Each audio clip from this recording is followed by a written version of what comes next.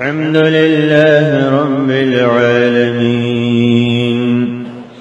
الرحمن الرحيم مالك يوم الدين إياك نعبد وإياك نستعين اهدنا الصراط المستقيم صراط الذين أنعمت عليهم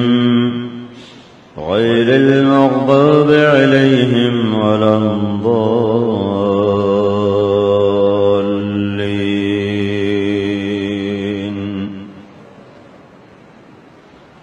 فأما من طغى وآثر الحياة الدنيا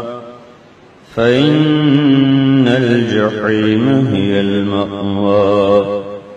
وأما من خاف مقام ربه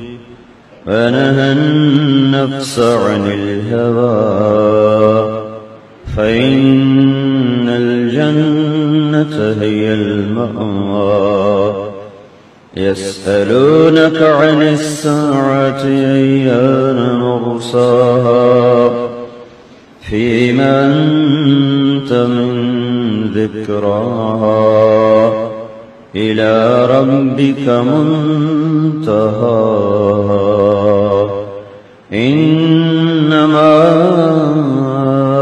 أنت منذر من يخشاها كأنهم يوم يرونها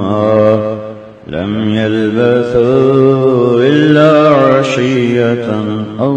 ضحاها.